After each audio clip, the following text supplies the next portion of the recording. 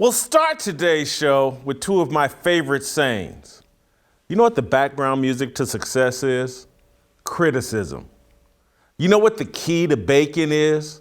Frying it, put it in the pan, heating it up. Everybody loves bacon, but it's gotta be cooked. Lamar Jackson, the Baltimore Ravens quarterback, he's getting cooked right now. He doesn't have a contract right now with the Baltimore Ravens. There's a lot of discussion about Lamar Jackson's legacy, and we'll get to the bottom of it today. Is Lamar Jackson the second coming of Cam Newton?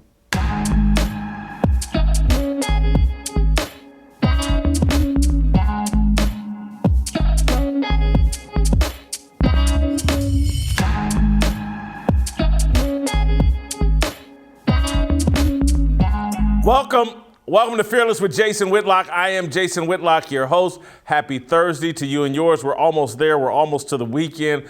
We're in the midst of a great work week, and boy, do we have a great show for you today. As I just previewed, we're going to talk some Lamar Jackson today. He got into a blowout with former Baltimore Ravens star Bernard Pollard over social media late last night. We'll get into that. We're not going to actually start there, though.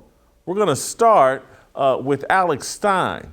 And so I'm going to start the fire a little later in the show. We're actually going to start today's show with the fire that Alex Stein started yesterday in our nation's capital. Alex, a friend of the show, contributor for The Blaze, one of the funniest, most courageous men in America. Alex, Primetime Stein, you've seen him rapping and rhyming at city council meetings all over the country. He's taken his act to the nation's capital and ran into AOC. Alexander Ocasio, you run into her. Alex, let's play a little clip of your engagement with AOC, and then I want to ask you some questions. AOC, my favorite big booty Latina. I love you, AOC. You're my favorite. She wants to kill babies, but she's still beautiful. You look very beautiful in that dress. You look very sexy. Look at that booty on AOC. That's my favorite big booty Latina. I want to do a little selfie. I love it. My favorite AOC. Nice to meet you, AOC. Look how sexy she looks in that dress. Woo, I love it, AOC. Hot, hot, hot like a tamale. Oh, boy. Why didn't you call her a breakfast taco like Jill Biden, Alex? Let's start there. Well, Jason, see, I'm from Texas, and a tamale is even a better delicacy in the Latinx community, the Latinx community. A tamale is even better than a taco.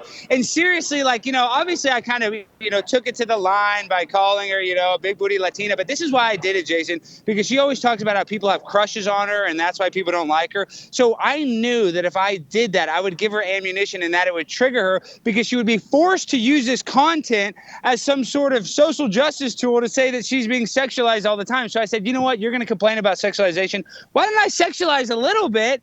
And she fell right into my trap, Jason. Listen, Alex, I got to be honest.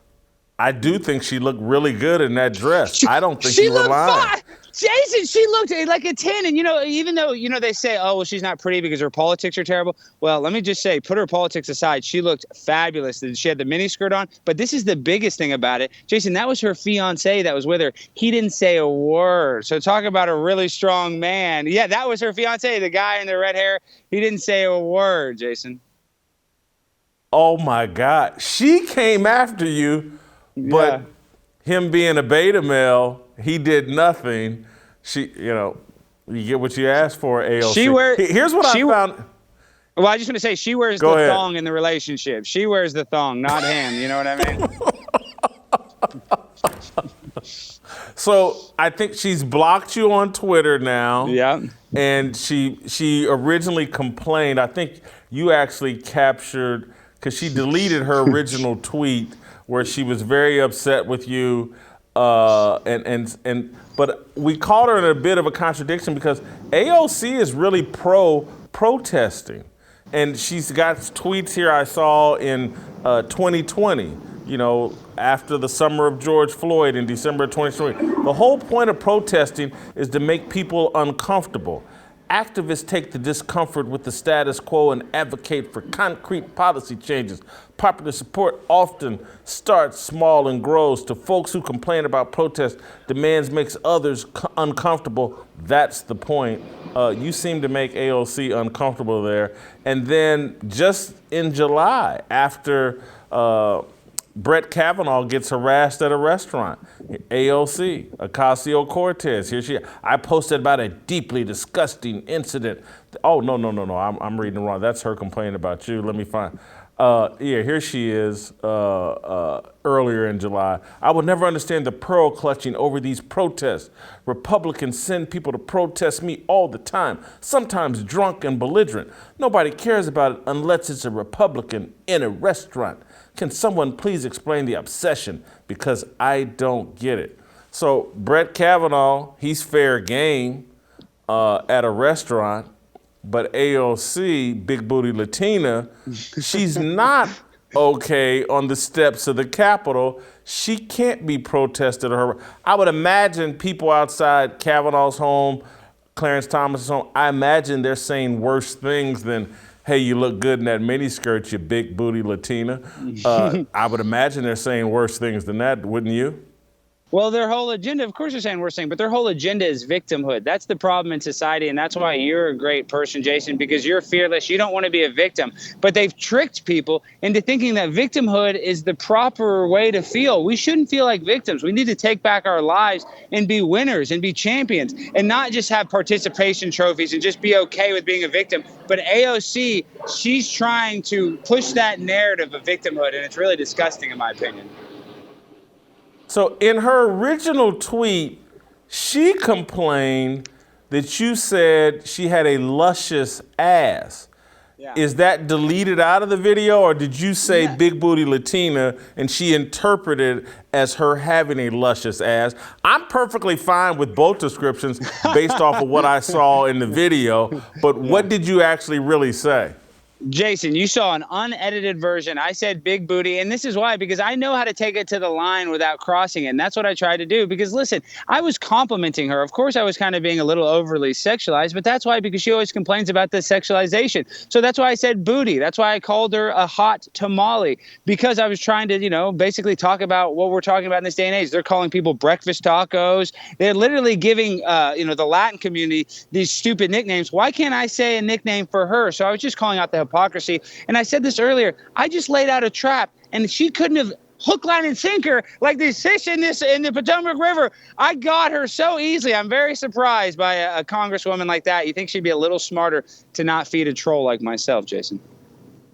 Alex, can I ask you this, though? Are you suggesting that had you said luscious ass, that would have crossed the line where Big Booty Latina is fair game? Because I want to know, just moving forward, if, is luscious ass too much in your opinion?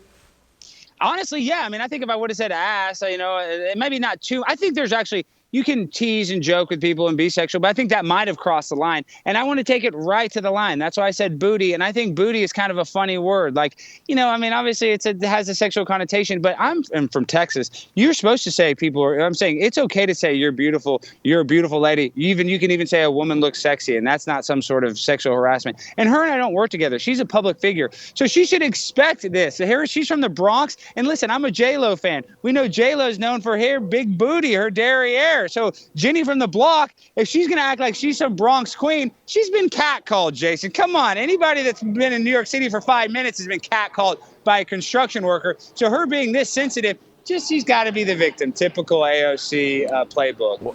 Well, don't rope me in, Alex. I'm very offended by your behavior here. I just want to go on record there that I have a problem with. And so I want to know, because there's some recent photos, and I wish I had told these guys to pull it up. Maybe we can find it and post it at some point. But have you seen the recent photos of Nancy Pelosi out on the beach with her drunk husband, Paul Pelosi? She's got her cans just out bigger than anything. And so I'm wondering, if you run into Nancy Pelosi while you're in the Capitol, what's the appropriate trolling there? What doesn't cross the line if Nancy Pelosi has those big cans of hers out? What will you say then?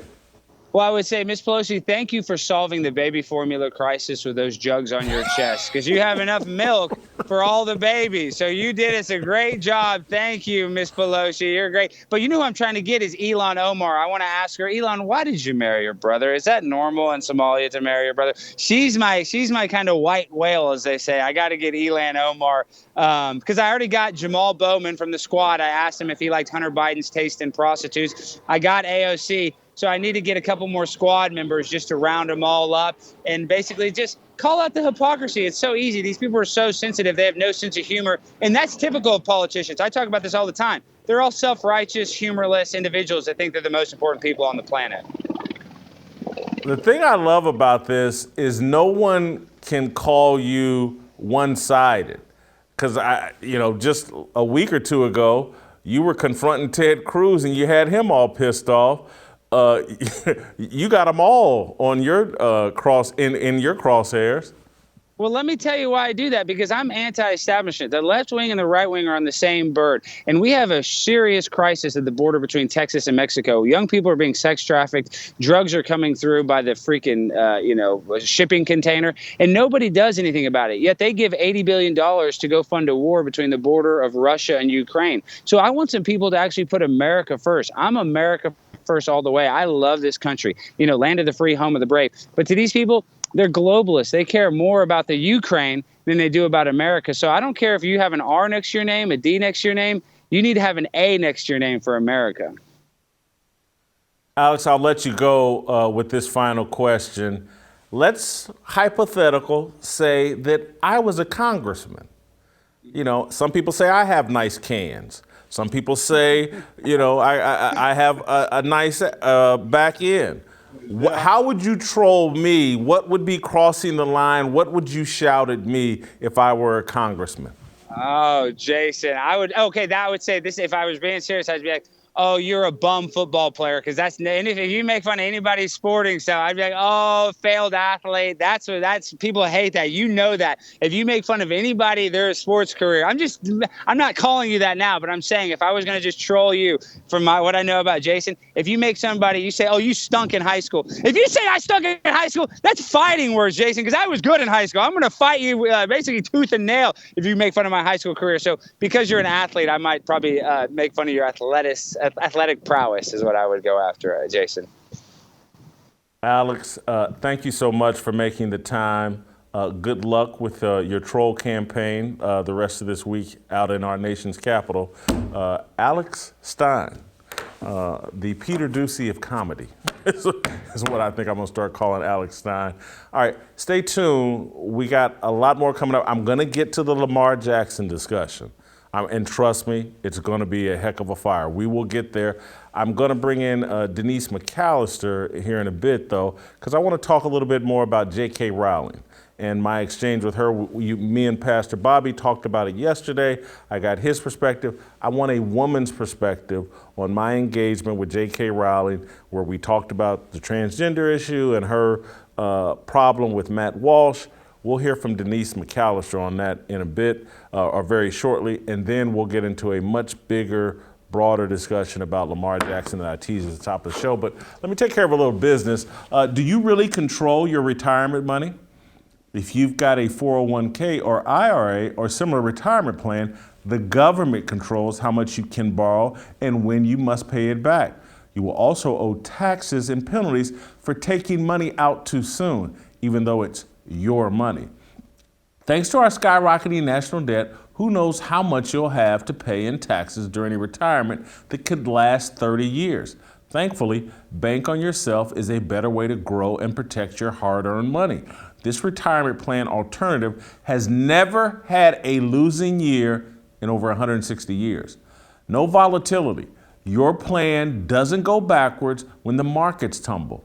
Both your principal and growth are locked in. You have control of your money without government penalties or restrictions on how much income you can take or when you can take it.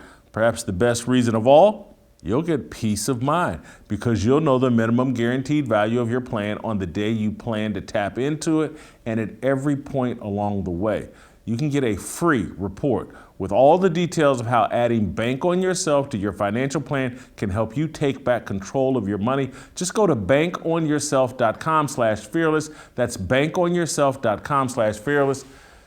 Guys, go check this out. This is in line with our entire philosophy here at Fearless about banking on yourself, taking control of your life, not leaving things to the government. You want to be in control. Bank on yourself is a great way to go. All right, Denise McAllister. X. All right, welcome back. I want to bring in a friend of the show, Denise McAllister. Denise is an author. Her book, What Men Want to Say to Women But Can't. You guys know Denise, though, from this show and from her social media feeds. Denise is one of the strongest women I know with a biblical worldview and an unapologetic biblical worldview. And so I wanted to bring Denise on to talk about my exchange over social media with J.K. Rowling, the author of the Harry Potter novels and books. I have a lot of respect for J.K. Rowling and her success. I have a lot of respect for her not backing down on the transgender issue. J.K. has a dispute or doesn't want to be associated with Matt Walsh from the Daily Wire. You guys know I'm a big fan of Matt Walsh. I'm a big fan of his documentary, What is a Woman? And so they were going back and forth. I hopped into, I think, a conversation or an exchange between Matt Walsh and J.K. Rowling, and I asked a very respectful question of J.K. And basically said, hey, look, women need to fall back on this issue. This is a conflict that I don't think J.K. Rowling and women are really built for, because it's going to get ugly, and the vitriol. And look, and as I said yesterday with Pastor Bobby during Tennessee Harmony, we're in a final conflict stage where death is a possibility. People may lose their lives in this final conflict, and this is a battle for men. But that was me and Bobby talking. That's two men talking.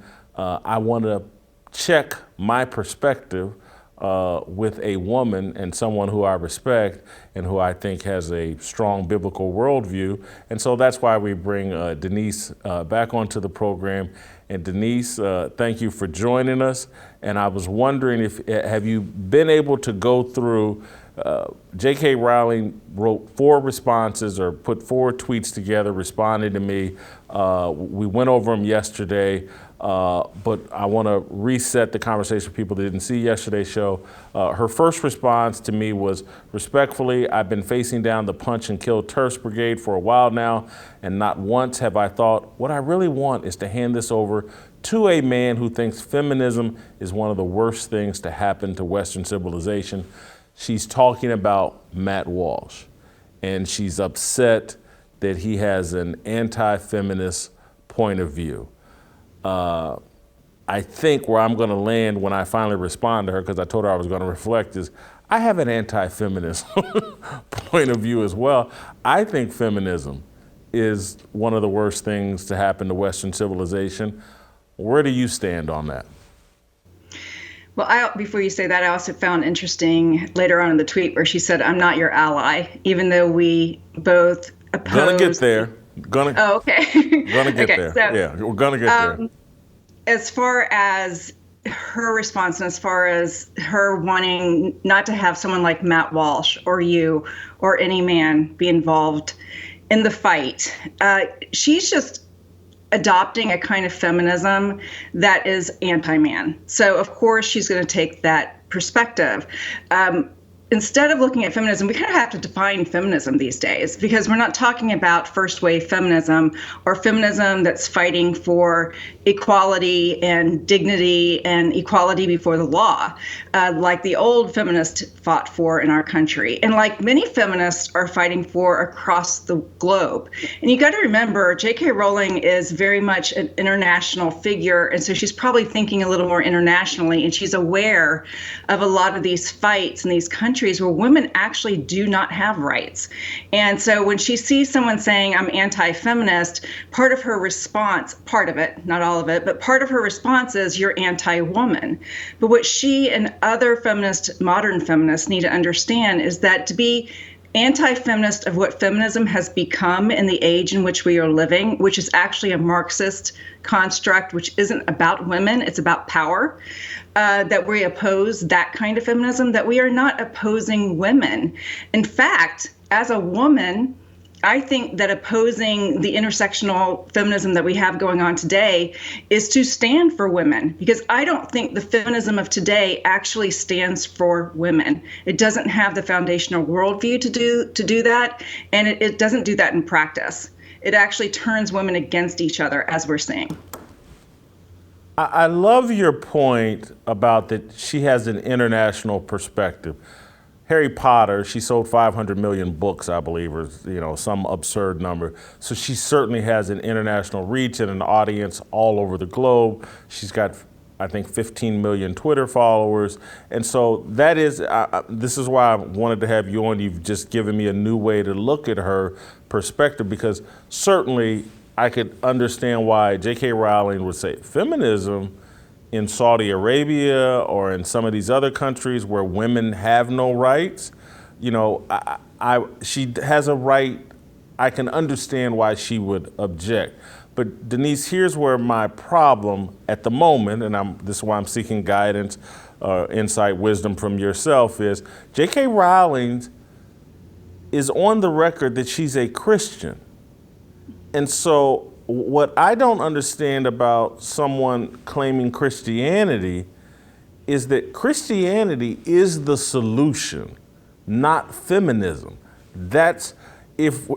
So she should be a proponent of people becoming more Christ-like, men becoming more Christ-like, the world valuing biblical values and integrity and a approach to life.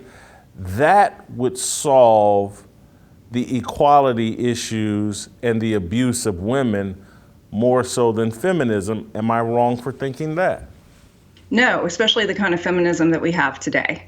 And that's what I would say to J.K. Rowling, is the kind of feminism that you say that you're representing is actually harming women, because it rejects the God-designed sexuality and identity that women are to have. And I'm not just talking about roles, I'm talking about the very identity of women and our relationship in society and our relationship to men and how we're supposed to function before God. That is what we stand for in a Christian worldview. But the feminist worldview of today is a very subjective construct. You get to be whatever you want to be. You get to define yourself. I mean, this became what feminism was out of the 1960s. It left behind equal dignity, which actually came out of the worldview of Christianity. It left behind that kind of equality, that kind of dignity, that kind of equal value between men and women.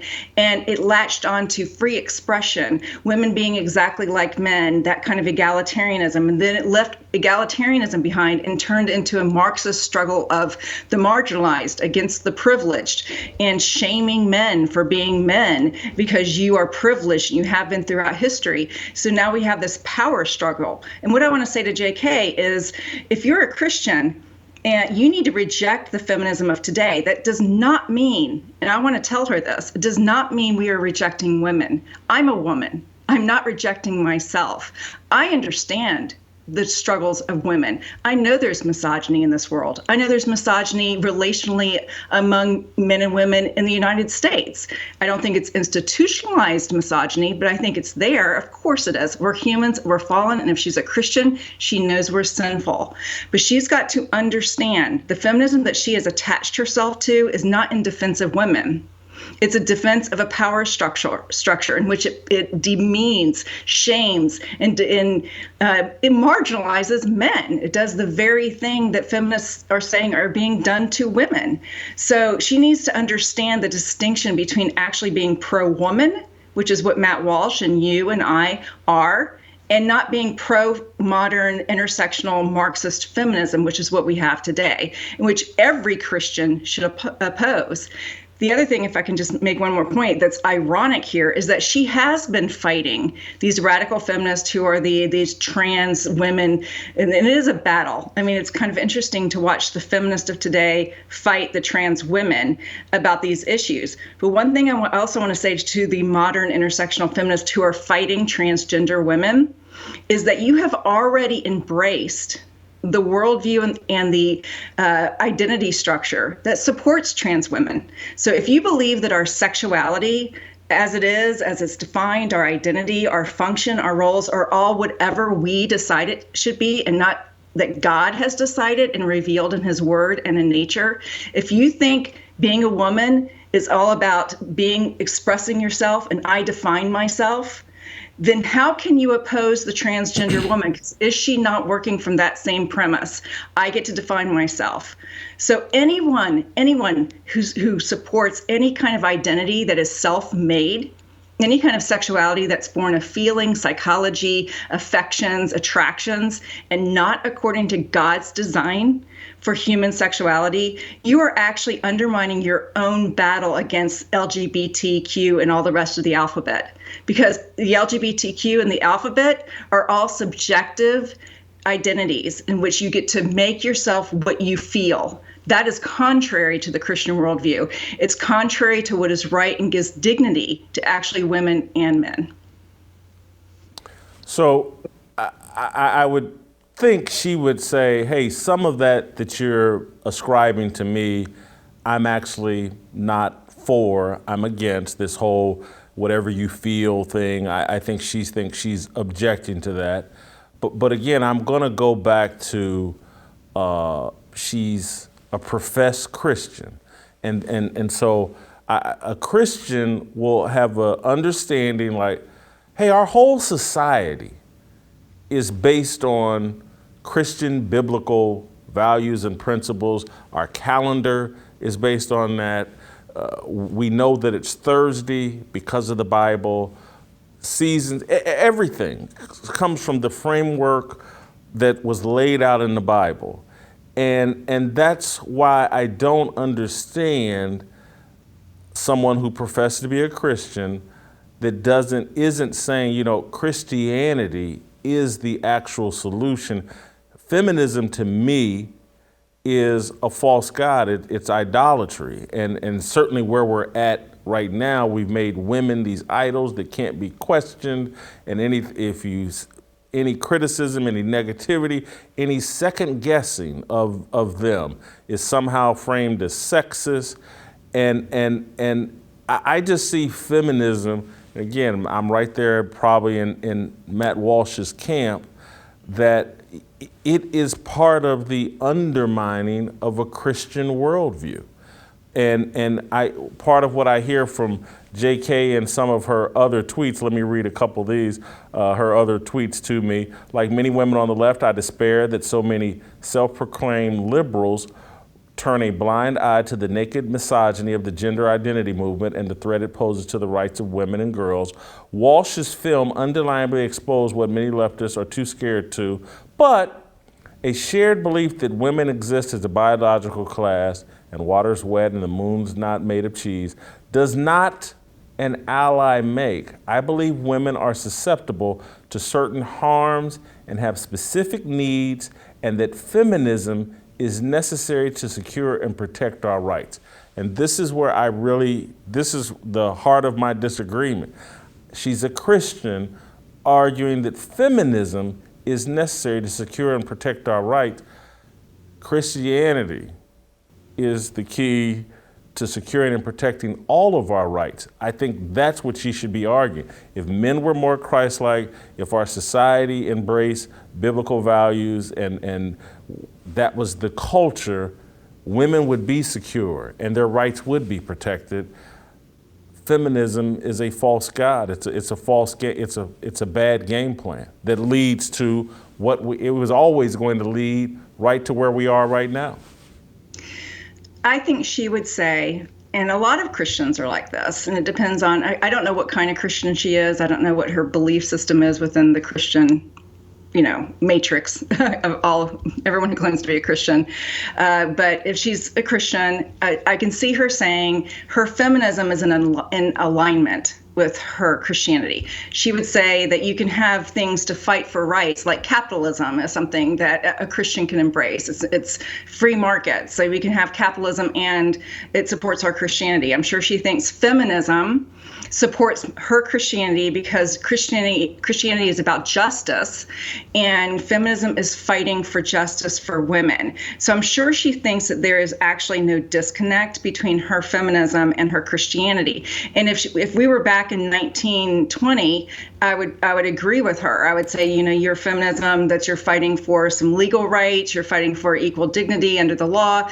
These kind of things are definitely in alignment with Christianity, and actually comes out of Christianity, that the belief in the equal dignity before God, because we're all made in God's image, means that we all have the same rights. So if we were back then, and if we were talking about that, if we're talking about Saudi Arabia, then I would agree with her that her feminism does align with her Christianity. Unfortunately, like I was talking about before, I think she has embraced more of this intersectional Marxist feminism that believes that sexism, misogyny is ingrained in our system, that because men were dominant for so long, even in the church, that there is some inherent sexism within our systems that need to be rooted out, and women are being harmed. I would have to know the extent of what she believes as far as her modern feminism, her intersectional feminism of today. That feminism, like you said, does not work with Christianity. It undermines it. It's counter. It's another way. It's another view about human nature and human relationships. It's a view that sees the human relationships as one of struggle and one of power. Christianity is a worldview that believes human relationships between men and women and anyone is one based on love, respect, and dignity. The Marxist feminist intersectional worldview is all about conflict. The Christian worldview wants to see peace. We want to see cooperation. We want to see mutual respect between the sexes. The intersectional feminists do not see it that way. They see men as a threat. That's why they cannot look to men as being an ally. When she says men are not an ally, if you don't appreciate the feminism of today, you're not an ally. And because they see men as intrinsically privileged, you are part of the problem. Women have to handle this as women, and women need to fight for women. And that's an interesting comment, because your point was saying that men actually have to fight this battle. I think everyone who's a Christian needs to fight this battle. I think women need to speak out against other women who hold to this wrong view of feminism, because we can speak to it in many ways. Men also, just because you're a man doesn't mean you can't speak to women's issues. Thank goodness. Men have the right, the insight, the gifts from God to bring wisdom to these topics that we need. They have strength that we need. Women have that too. So I think it's about standing on those Christian principles and fighting for the common dignity, and understanding that our relationship with each other is built on love and not built on power structures. It's built on forgiveness. It's not built on restitution and remembering wrongs from 100, 200, 300, 400 years ago and continuing to hold over people so that you can suck whatever you want out of them. It's not about the marginalized and the privileged. It's about us all being equal in Christ, and us, if we're not in Christ, at least being all the same, made in God's image as his creatures. That gives us dignity, and that's where the answer is. If your feminism is in alignment with that, like it was many, many, many years ago, and you're fighting for rights in Saudi Arabia, fine, but that comes out of your Christian worldview. So really the foundation there is not your feminism, it's your Christianity. But if your Christianity is this modern aberration that actually undermines both men and women, and certainly their relationship with each other, that's toxic. It's anti-Christian. It only breeds conflict, not even just between men and women, but between women amongst themselves. That's what intersectionality does. It's conflict all the time. So we need to reject that as Christians. Denise, I want to wrap on this point. She ends basically saying she can't be an ally with Matt Walsh.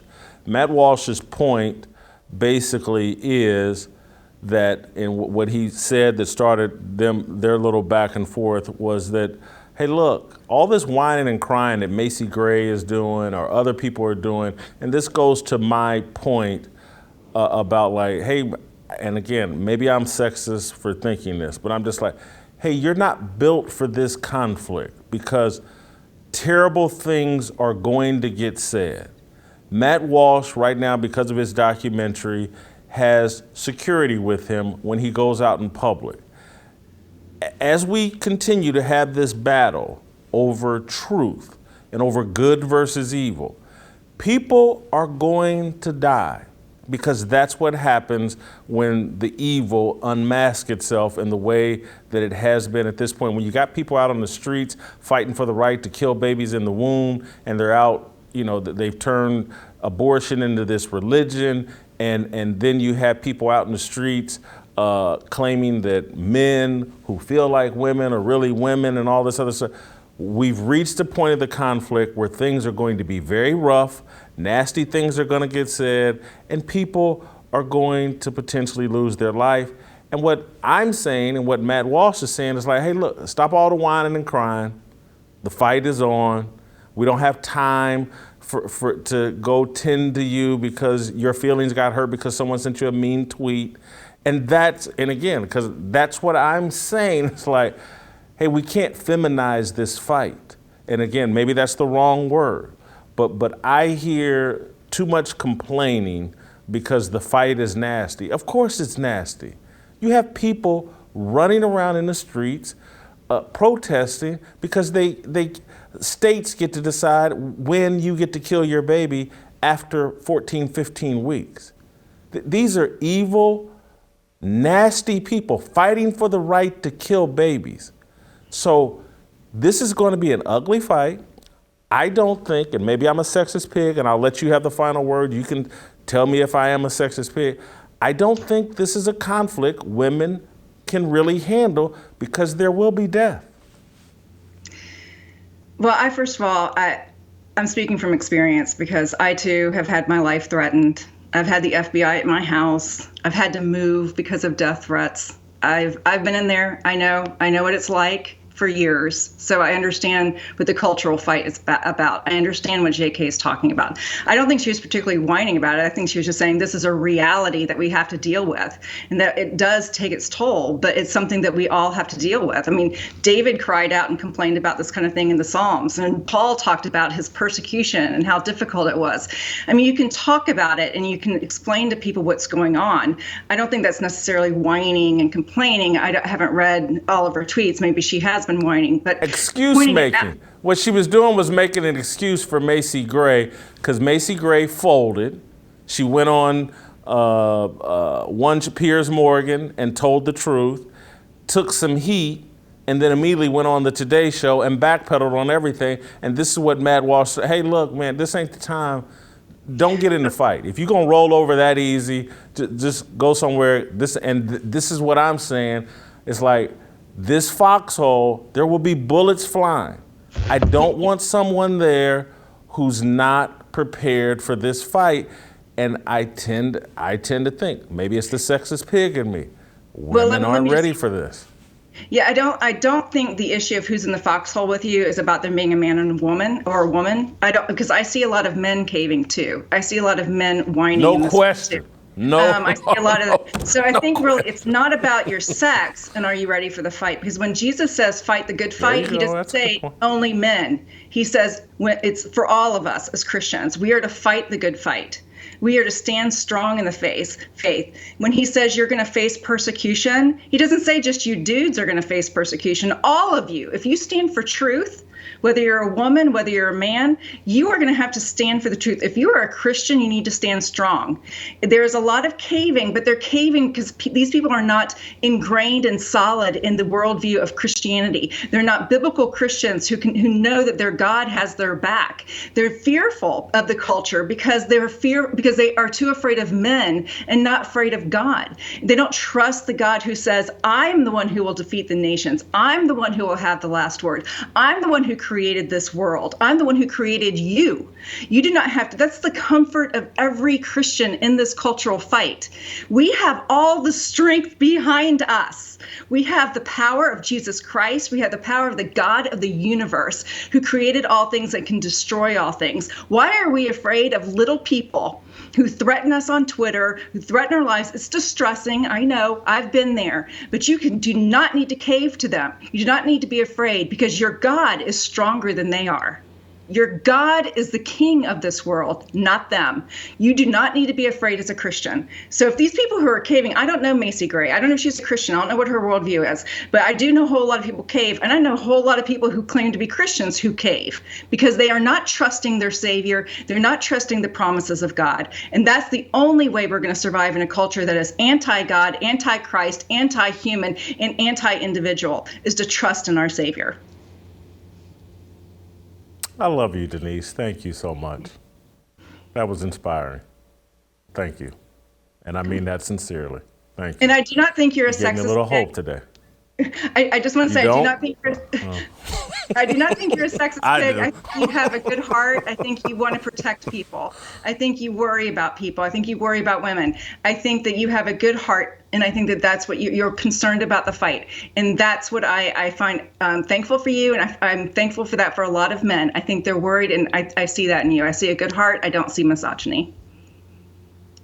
Thank you, Denise. All right, let me take care of a little business. From cringing at the pump to getting an eye-popping check at your favorite restaurant, inflation is hitting all of us where it hurts, and it really hurts. That's why I started using Upside. Upside is an incredible app for anyone who buys gas, groceries, or dines out. With every purchase, I'm earning cash back thanks to Upside. In comparison to credit card rewards or loyalty programs, you can earn 3 times more cash back with Upside. To get started, download the free Upside app in the App Store or Google Play. Next, claim an offer for whatever you're buying on Upside. Check in at the business, pay as usual with a credit card or debit card, and get paid. No, Upside isn't too good to be true. It really works, and Upside is a no-brainer. Download the free Upside app and use promo code FEARLESS to get $5 or more cash back on your first purchase of $10 or more. That's $5 or more cash back on your first purchase of $10 or more using promo code FEARLESS. All right, we're going to get to Lamar Jackson with the Korean co-cell, Steve Kim. X.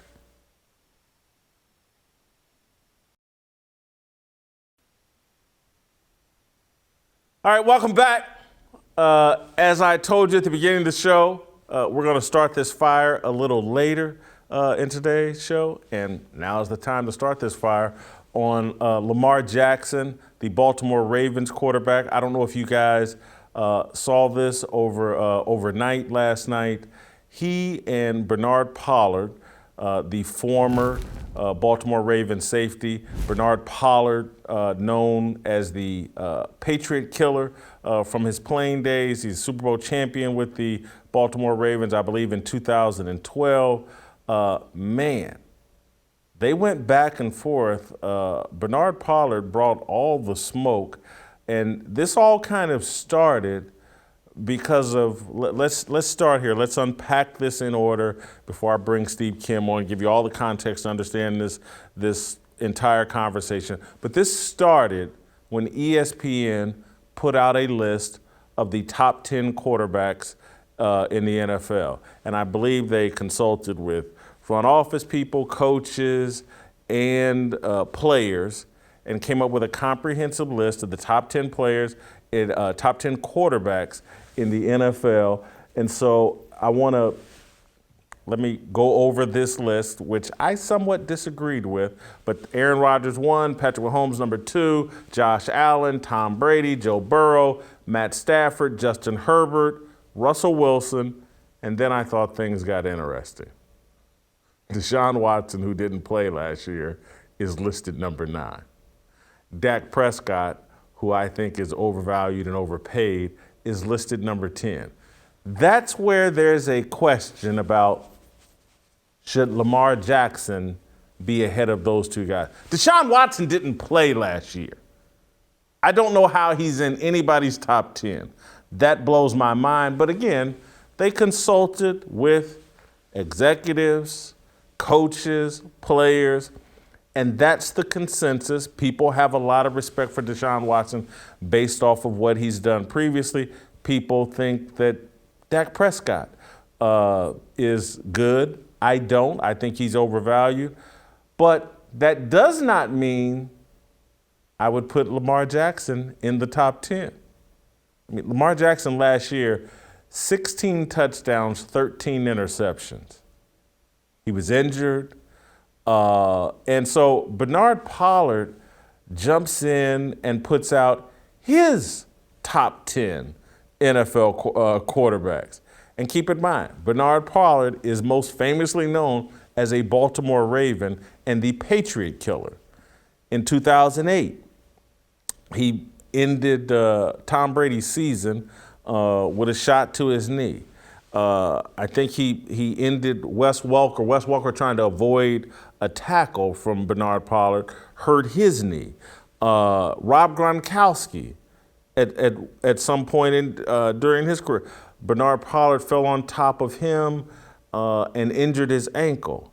And then in 2012, one of the most memorable moments of Bernard Pollard's career, he hit Patriots running back Stephen Ridley, helmet to helmet, but this was back when you could actually play football long ago. Remember they used to be able to play football and you used to be able to hit guys hard? Well, Bernard Pollard hit Stephen Ridley in the AFC Championship game, caused a fumble that was critical to the Ravens winning that playoff game.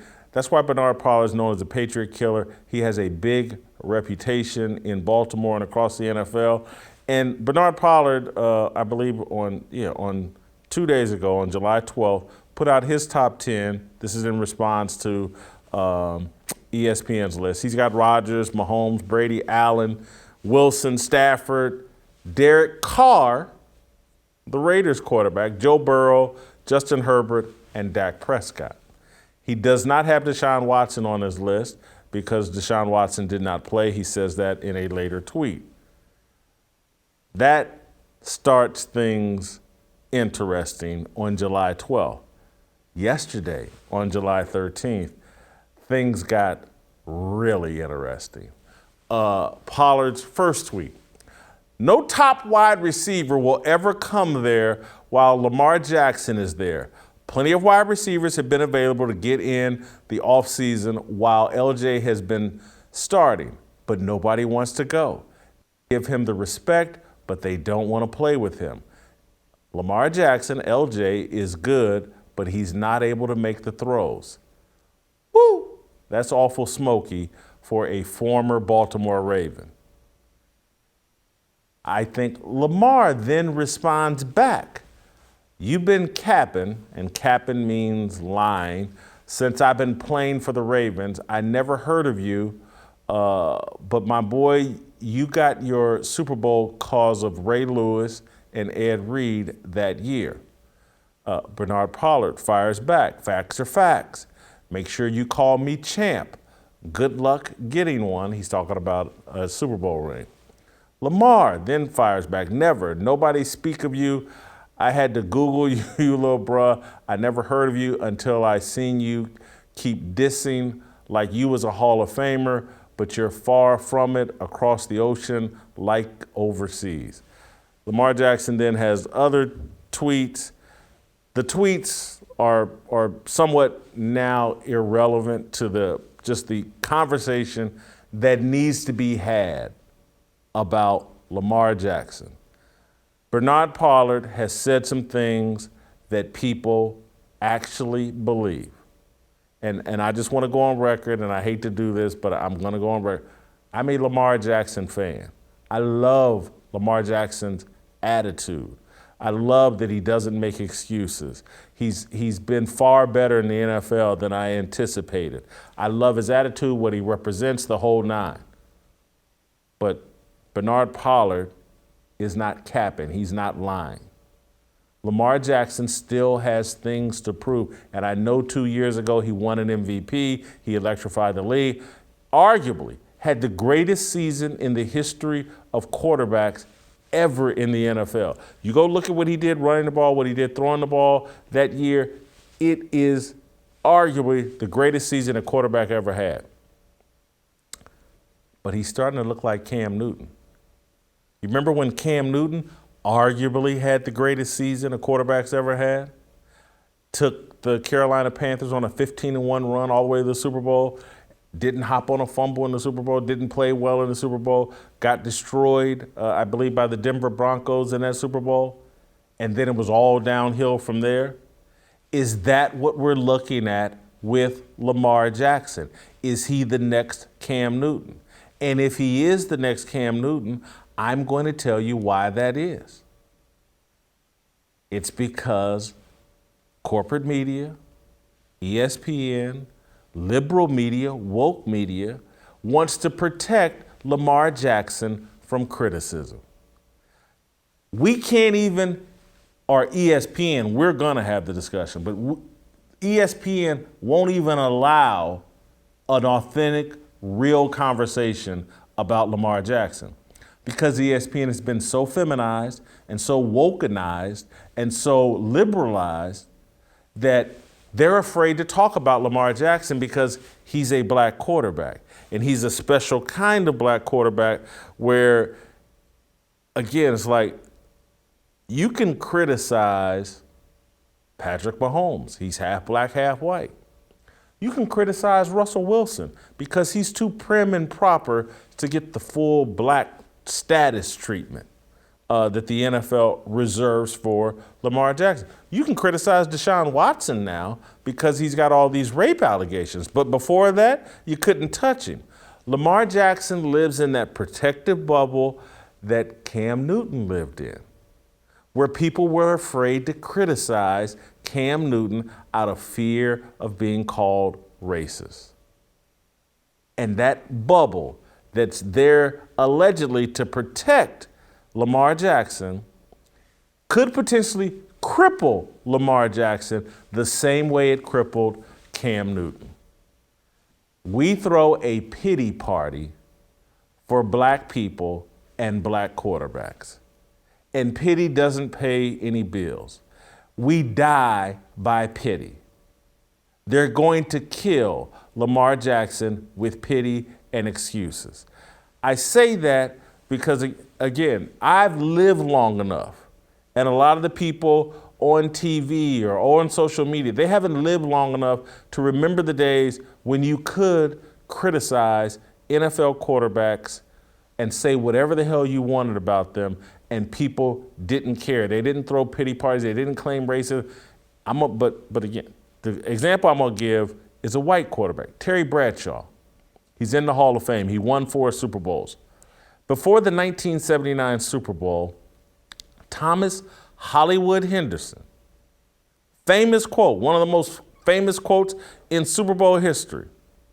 Bradshaw couldn't spell cat if you spotted him the C and the A.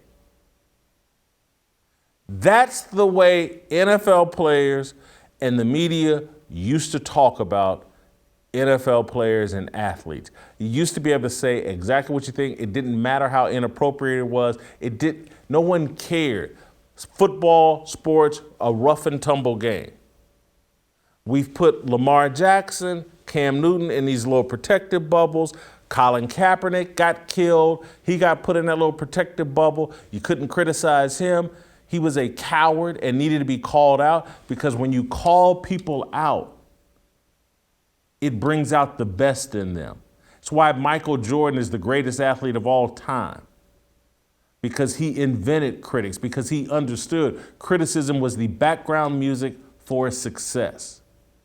Because Michael Jordan understood that those of us that love bacon, you can't have good bacon unless you put a fire to it and fry it. You can't have good quarterbacks, great quarterbacks, unless you put some fire to it and fry it. Virtually every great quarterback that has ever been in the existence of the NFL got shredded at some point. There were rumors that Dan Marino was a drug addict, and that's why he fell to the bottom of the first round of the 1982 NFL draft. Tom Brady, the reason why he's so great is because he nearly didn't get drafted, and there were all kinds of questions about him. John Elway got slaughtered for years. He couldn't win a Super Bowl. Was he smart enough? Terry Bradshaw, the biggest idiot, allegedly, according to all the critics. That fire made them great. Liberals tried to protect black people from the fire, from criticism. They want us to fail. You can't make bacon without the fire, without the heat. If you protect people from criticism, you're actually preventing them from succeeding. You're denying them the fuel they need, the drive that they need, the focus, the dedication, the energy, the passion that they need to be great. When I think about my own journalistic career, and the things people said and say about me, it all made me better. When I was in Kansas City, when I first got there in 1994, I set that city on fire instantly. I'm not making it up. I got receipts on the cover of magazines, the Columbia Journalism Review with Tom Brokaw, a sports writer in Kansas City. But you know what people said? And I heard it. Some people said it to my face. You don't write them columns. You just send in notes and the editors fix it up into a column. A woman that worked with me at the Kansas City Star, she was in the sales department. She told me that to my face. Nothing but fire, nothing but fuel. I've told the story repeatedly here on this show and on previous shows.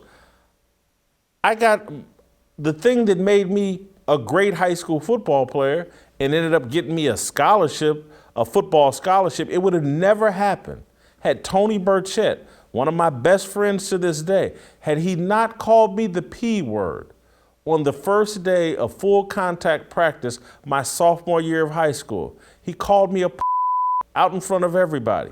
Don't worry about him, Whitlock, he's a he won't. That was the fire that I needed.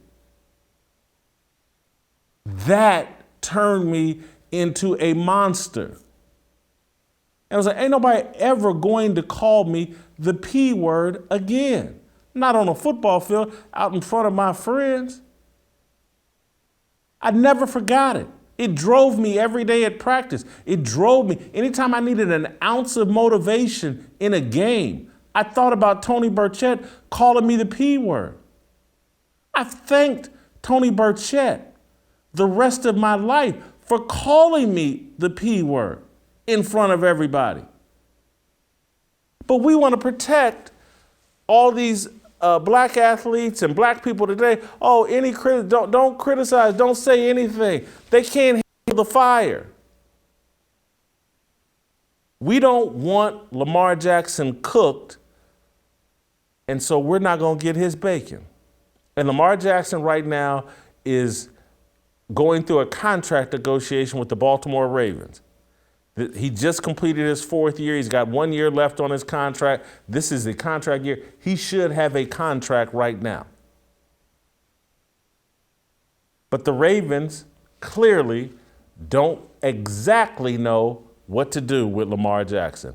And I don't blame them. Because let's show the list of the top 10 paid quarterbacks. Aaron Rodgers, $50 million. Deshaun Watson, 46. Patrick Mahomes, 45. Josh Allen, 43. Derek Carr, 40. A guy that just threw 16 touchdowns and 13 interceptions, you gonna pay him $40 million? You gonna pay him? more than Matt Stafford makes 40 million. You're going to pay more than Russell Wilson, who makes 35. What do you pay Lamar Jackson? I'm rooting for Lamar Jackson. I'm a fan. But we need to have this discussion. Is he the next Cam Newton? Or will he transition and improve his game from the pocket and go on to be worth this kind of money? Or is he a flash in the pan that the NFL has figured out? This is the discussion we need to be having about Lamar Jackson. We can't have it because the whole sports conversation has been feminized and racialized, and this is what you end up with. I want to play this clip from Mina Kimes. And again, I hate to pick on Mina Kimes, but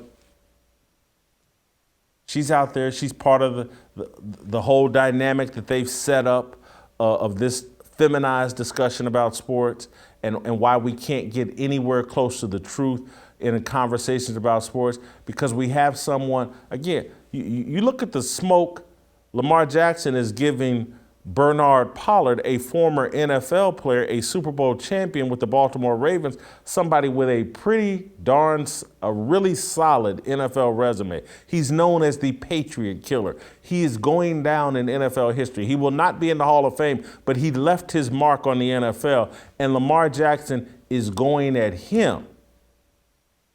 So if Mina Kimes actually told the truth about Lamar Jackson, what do you think would happen to her? What do you think Lamar Jackson and others would say about her and what she knows about football? But so here's Mina Kimes talking about Lamar Jackson. I feel like so many of the opinions about Lamar Jackson year after year are just based on people's priors rather than reflecting reality or context. I mean, first of all, Lamar Jackson got hurt dropping back. He wasn't scrambling. He got hit. And in fact, I feel a lot more confident about him in the open field than I do playing behind that papier-mâché offensive line, context, that he struggled behind last season. Second of all, the quote about him being worn down as the year goes along. So since coming into the NFL in 2018, Lamar Jackson in December has the second best QBR in football behind Patrick Mahomes. If you don't like QBR because it accounts for rushing, he has the third best passer rating in December. Has he been perfect in the playoffs? No. Did he struggle a time against the blitz last year behind the aforementioned terrible offensive line? Sure. But the notion that he has not played like a top 10 quarterback in this NFL is just ridiculous. So Mina Kimes just sounded like a lot of people that talk sports right now, male and female. I don't want to pick on her just because she's a woman. But again, the conversation has been so dumbed down because we have to make room for people that know nothing about football, that passes for insight. Her reciting some stats and making a couple of cliche points, that actually passes for insight. And Ryan Clark and these other guys, again, I don't want to beat up on them, but it's just facts. They have to sell that cliche garbage as insightful, and he got to sit up there and laugh and egg her on like she's saying something clever or smart.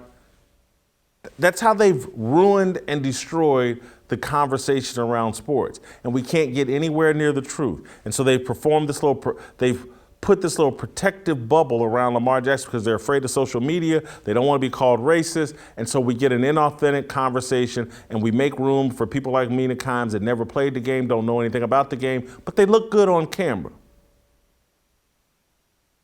And that's where Ryan Clark then took to Twitter, I think the day that video came out. People might say I'm capping for Lamar Jackson, but to me, it's common sense. Any other QB with his impact, his success, his overall statistics would be worshiped. Yet we are discussing why he isn't in the top 10 quarterbacks. The other 3 former MVPs are in the top 4. Guess I'm dumb, though. He's not in the discussion because he threw 16 touchdowns and 13 interceptions last year in the 12 games he played. That's why he's not in the discussion. He wasn't very good last year. He wasn't as good as Derek Carr, who's not in that top 10 list. He wasn't as good as Dak Prescott, who didn't belong in that top 10 list. So the whole conversation has been dumbed down and perverted because we kill black quarterbacks and black people with pity. We think pity pays bills. Pity pays no bills. Lamar Jackson deserves the smoke and the conversation that goes along with having a disappointing season last year. And if you look the year before, I think he threw 26 touchdowns. It's all come down since his MVP season. His trajectory is not good. And so it's non-controversial for him not to be in this top 10. And let's take the training wheels and let's take the protective wrap, the bubble wrap away from Lamar Jackson and have a real discussion about him. And we're going to do that with my man, the Korean Cosell, who is actually built for this conversation. Steve, have I said anything inappropriate here? Is Lamar Jackson a top 10 quarterback? Well, no, and as it relates to Bernard Pollard, quote the Raven some more. That took a lot of guts for him to do that, knowing he was going to get pushback. And a lot of these media members who are just pick-me's, they just pander because they know that they're going to take heat if they tell the actual truth. Let's get into the football aspect of Lamar Jackson first and foremost, okay? Look, I respect Mina Kimes' research. She tries hard. But look, as you mentioned, if you actually look from his MVP season on, which was historically good, his quarterback rating and his number of interceptions has gone up. Now, stats tell you something, but they don't tell you everything. And I've been told by people that really have played football and study it, okay, that schematically, in terms of a system that's ahead of the league, like that system was, you get about 1.5 to 2.5 years to be one step ahead, and then the coordinators start to catch up. And look, I'm going to give Lamar Jackson a break here. Last year when J.K. Dobbins and Gustavus Edwards went out in the preseason, that really handcuffed Lamar because his ability now to have a good running game to consistently create down and distance, that went right out the window and it affected their running game. But Jason, starting with that Dolphin game last year, people figured out something. If you bring a fifth rusher and you control every gap with the guy coming forward, Lamar Jackson then struggled. They figured something out. And Lamar needs to get better at understanding hot routes and side adjustments with his receivers and just taking the swing pass out into the flat or a guy that runs a shallow cross to get rid of the ball early. That's going to have to be the next evolution in his game. Look, I actually think Lamar is better than some of those quarterbacks that Bernard Pollard put in the top 10. It's interesting. Bernard Pollard thinks more of Derek Carr than about 90% of the Raider fans, which I find fascinating because that's always a debate if Derek Carr is your future quarterback or the quarterback you need to get rid of. But let me go back to Bernard Pollard. I'm not a guy that played the game, and I admit it. I am an observer. I try to be an educated observer. I try to talk to people that actually know a lot more than me. But you always get this on Twitter, Jason. Well, you never played the game. You didn't do this or that. And I always say, well, okay, Bernard Pollard did. He actually played 9 years in the National Football League. He didn't just have a cup of coffee. He had a 7-course meal. And he was an effective, solid NFL player that made a difference. And then it goes to this. As soon as that happens, right, then it becomes, well, who was he? To how many Pro Bowls did he make? He's not one of the all-time greats. Well, Jason, by that standard, I guess only Ed Reed can have a critique of any quarterback then, by that standard. And I will say this, though, and I did enjoy the back and forth thing. I haven't seen that much Baltimore on Baltimore violence since your favorite episode of The Wire. It was fascinating to watch. It was. Tell me this, Steve. If you're the Baltimore Ravens, what would you pay? What would you be comfortable paying Lamar Jackson this offseason? Whatever the market is. And I know that's going to be something that as soon as it happens, you're going to say he's overpaid. But you know what? You have to have a quarterback, and he's the face of the franchise. I think the bigger issue is, and look, they're going to give him like their version of the Dak Prescott deal, which I know that you were against, okay? But they also now have to allocate some of their resources for help. Look, Mark Andrews is an excellent tight end, okay? But who is their Anquan Bolden? If you really study what happens football-wise with the Ravens, there's not a single guy on the outside when they're bringing that pressure with zero coverage, which means no safety, okay? Who is that one guy on the outside that you say at the beginning of the year, that guy's going to get 90 touches and that's going to be my guy? Is it going to be Rashad Bateman? Is it going to be Duvernay? I mean, I didn't understand. And again, I am not a Ravens insider. Say what you want about Marquise Hollywood Brown. He's a limited guy in what he does.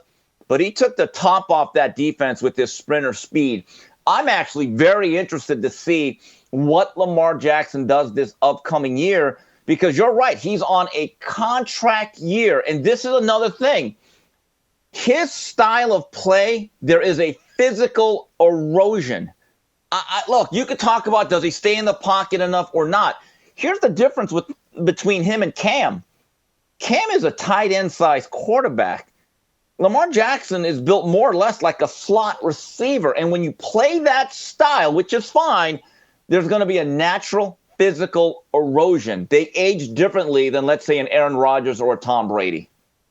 Well, I'm going to tell you what's going to be interesting, Steve. If you've seen recent pictures of Lamar Jackson, he's put on 8 to 10 pounds of solid muscle this offseason. And it's going to be interesting to me how that affects him, how that affects him as a passer, because, again, carrying that extra weight, again, it won't be natural for him the way it was for Cam Newton. And again, Cam being built like a tight end, I don't think made him as an effective passer in the first place. I just did make him more durable, though, Jason. That's my point. It did make him more durable, and it did give him some physical. It eventually armor. caught up to him, though. Okay, it you're right, eventually caught up to him. He's a bunch of injury problems here at the end of his career. And by the way, if we want to talk about black quarterbacks, so that's like a hot button issue. Let me go back to Randall Cunningham, Scramblin' Randall. He eventually evolved into a very athletic pocket passer. In fact, his greatest year in 1998, when he led one of the greatest offenses I've ever seen, there's not that many highlights of him running around. Also, Michael Vick, when he was rehabilitated after his hiatus from the league, his best years, he was still very athletic, but he became much more effective in just getting the ball out quickly. You can't make every play a highlight reel type of thing. Sometimes you have to master the routine play, which is what Tom Brady does. And when I watch Baltimore Ravens games this year, I need to see at least 15 to 20 plays where Lamar Jackson gets the ball and it's 1, 2, 3, ball out. 1, 2, 3, ball out. If it's a longer concept, 1, 2, 3, 4, 5, ball out. There's too many plays where it becomes one guy making this unbelievable play, scrambling, and playing hero ball. That simply is not sustainable at this particular level of football. Well, Steve, you also made the point that Bernard Pollard was making about, hey, they don't have any wide receivers. And that's a fact. Everybody in the league loves Lamar Jackson, but no one in the league is willing to do what Devontae Adams did and say, you know what, I'm going to go play with my guy, Derek Carr. Again, he doesn't make that decision unless he has ultimate confidence that Derek Carr can get him the football.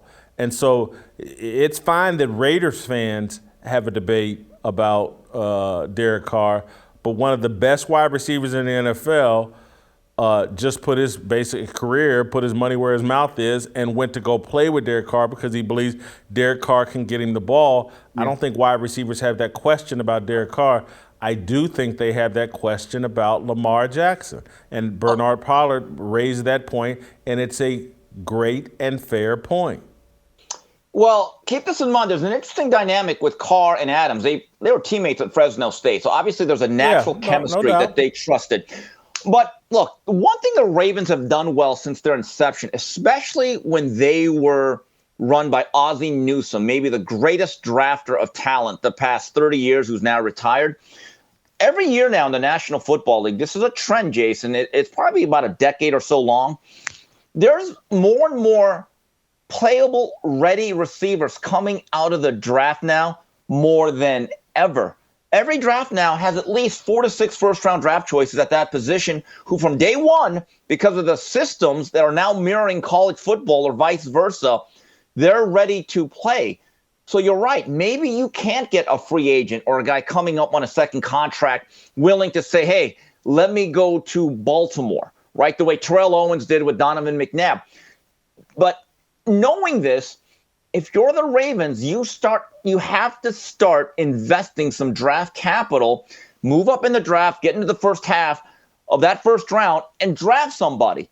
Again, Rashad Bateman was okay last year. I looked up his numbers. He was more productive than I thought. I just don't know if he's ready or has the capability or overall ceiling to be that true number one guy.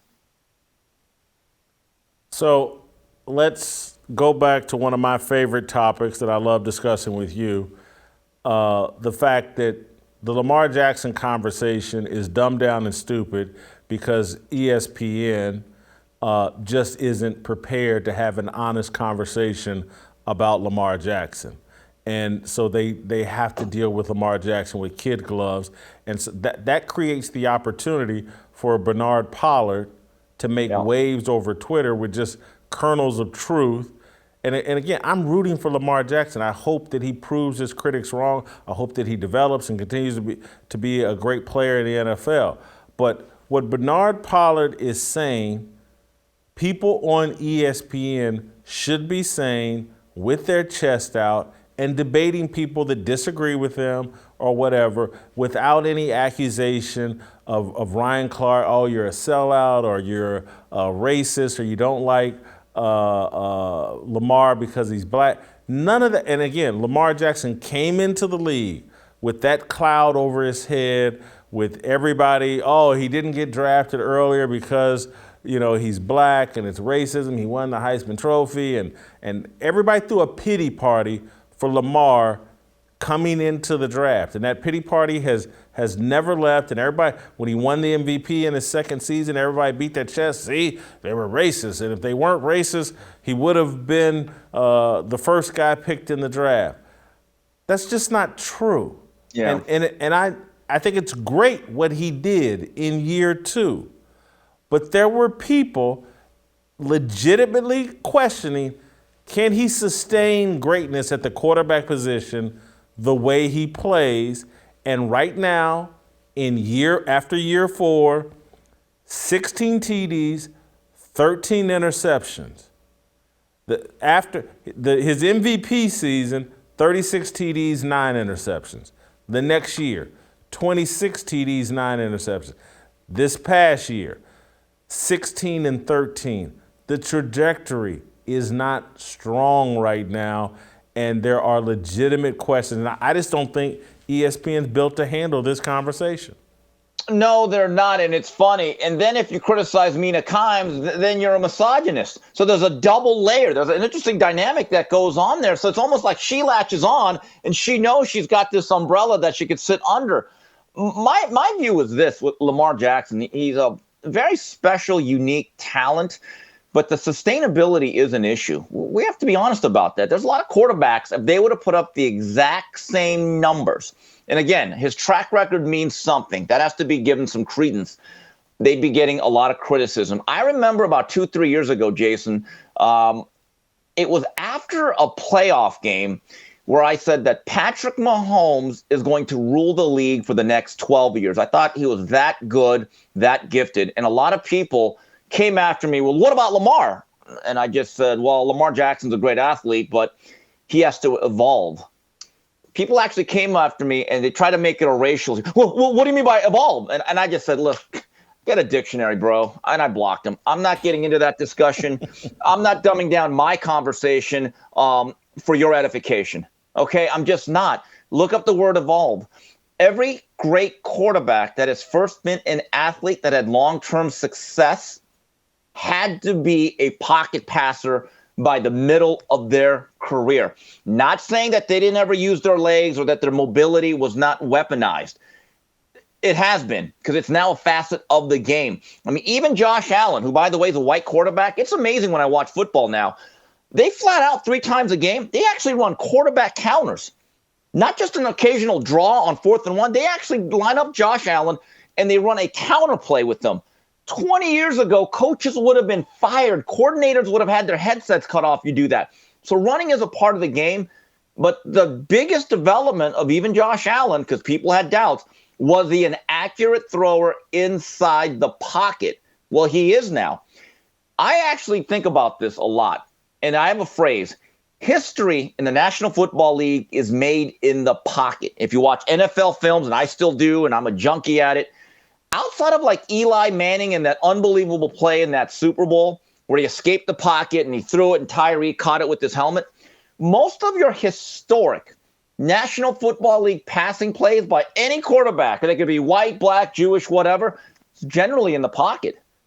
There's not that many plays that actually matter in the history of the sport that aren't just like rhythm throws or guys like reading and scanning the field.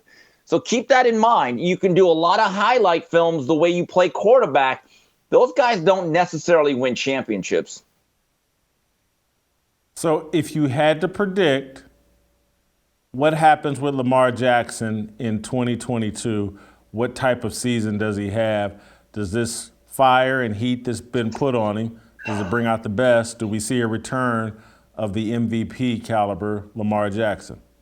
I don't know if it's going to be quite that good, but it'll be better. If they have J.K. Dobbins and Gus the Bus, it's a security blanket. I mean, look, that was a huge factor.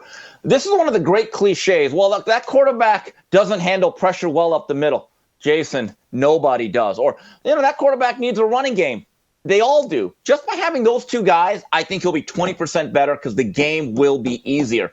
Down and distance will determine how easy play action pass can be. See, Jason, me and you have had a disagreement. I know you don't like Lamar Jackson's release. It is a little bit low, but it's not Tim Tebow either. It's a smooth release, and he throws a nice catchable pass. The question is, will he pick up the loose change like Tom Brady does, who can nickel and dime you to death? I've seen so many Tom Brady drives where the ball never travels more than 10 yards because he understands I can beat you death by 1,000 cuts. And that's going to have to be the next development in that whole offense. Because teams, I'm just telling you, Jason, they're going to line up 7, 8 men right near the line of scrimmage like the Dolphins did, and they're going to bring at least 5 people, and there's going to be opportunities outside. And that doesn't always mean running a go route. Sometimes a quick slant, sometimes a pass into the flat can turn into 50, 60 yards. If he can master that, I guarantee you teams will start backing off, and the game will become much easier. My prediction to your question, he'll play well enough that Baltimore will give him a multi-year contract worth $45 to $50 million. And the next day, Jason Whitlock will come on Fearless and rip the shreds out of that contract. So that's my prediction for Lamar Jackson. I think your predictions are, because I think, and I could be wrong, but I think they're going to do a contract before the season. I don't think this is going to drag out into the season. But I don't know if I'm going to rip them regardless of what they give him.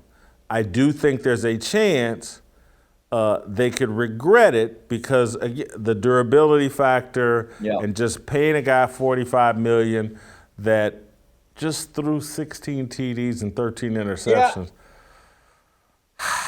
But Jason, this in is this league, and it's a video league right now. I mean, those numbers. That's Dan Pastorini type numbers, man, from the 1970s and 80s. That 16 and 13, who does that in this league right now? But look, think about the Ravens' history. They went to Baltimore in 1996. I believe their first quarterback was Vinny Testaverde. Then they had the Trent Dilfer, Tony Banks era. Then they had Kyle Bowler, if I'm not mistaken. They actually invested a first-round draft choice, right? He was really good against air. Could throw the ball 80 yards. Just as long as you didn't put players on the field, he was great. Then they had Steve McNair. And then they had a couple other – then they had Joe Flacco. You could already say right now, if Lamar Jackson never played a game, and I know he doesn't have a Super Bowl, can't you make an argument he's the greatest quarterback in Ravens history, L-Jax? Yes, and I am the sexiest person to ever host Fearless with Jason Whitlock. Low bar, huh? That's, again, like I said, being the fastest Korean sprinter. I get it. Yes. All right, Yeah. Let's get to our approval rating on Lamar Jackson.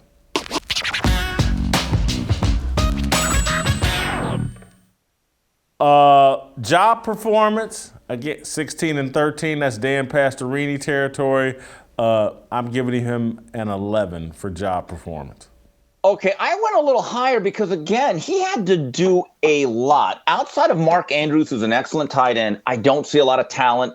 And look, I go with the overall scope of his career. I still remember the dominant year he had in 2019. I gave him a 15. I don't get extra credit points because I have to work with you. So why are you giving Lamar Jackson bonus points? I'm Asian Mark Andrews? Okay, that's not bad. He made Pro Bowl. Character, I'm very high on Lamar's character. I love his attitude. He doesn't make excuses. I'm a little surprised here that he went back and forth with Bernard Pollard, but I'm very high on Lamar's character. I give him a 22 in character. I love that shirt that he's worn. Shut up, nobody cares, work harder. And look, I get it. It's the modern media. I generally don't like my quarterbacks doing a lot of back and forthing on social media. Like, I don't like what Kyler Murray has done. But you know what? It's different. Joe Montana ain't walking through that door. I'm an older guy, but you know what? I think overall he's the type of guy that you can trust with a long-term contract and be the face of a franchise. I gave him a 20. Authenticity, I find him very authentic. I gave him a 19 here. I think Lamar is who he is. So I gave him a 19 for authenticity. I'm right with you. I actually gave him a 20 because I don't do those other numbers. I just do 0 or 5s. And the thing I like about him, he's not necessarily Captain Cliche. He'll kind of tell you what's on his mind. And remember, last year, he's one of those players that say, Vax, no, Vax, you can intercept that on the way to my arm. Forget that. So I'm going to give him a 20. It factor, he's one of my favorite. I watch 3 or 4 games at a time on Sundays, and one of them is always on Lamar Jackson, so he's definitely got it. I think he's arguably the most exciting player in the NFL. I give him a 21. You know what? I'm actually regretting this because I didn't want to make his overall score too high, so I kind of cheated and I hedged it a little bit. I gave him a 15, but you are right, though, Jason. He's one of those 5 players in the National Football League for 17 weeks. His performance is scrutinized every week by shows like us. And whether it's good or bad and you're black and white, nobody is indifferent to Lamar Jackson. And you're right. I used to watch Ravens games, obviously, for Ray Lewis and Ed Reed. Now I watch Ravens games because I want to see if Lamar Jackson could do something that I've never seen before, or does he actually regress? I gave him a 15, but quite frankly, I hedged it because I didn't want him to be a blazing hot just yet. So I gave him a 15. I'm going to stick with it. Smoke shows would have been next. Yeah, smoke. Yeah. Anyway, we both got him at a grease fire. Okay. I've got him at 73. You've got him at 70. Yeah, that's fair. Grease fire. All right. That's tomorrow. We'll see you tomorrow. Looking for a breakout, feeling like a standoff, nothing in life like freedom. Came in like a fighter, striking like a ladder, making all these moves for freedom. I want freedom. No negotiation, my sister, no relation. We all just wanna have freedom. Sitting on a corner, never been alone. I'm breaking my back for freedom. Blessed, we are living, get back. We are receiving, all deceiving. We all wanna be free. We want freedom. I wanna be. I just want.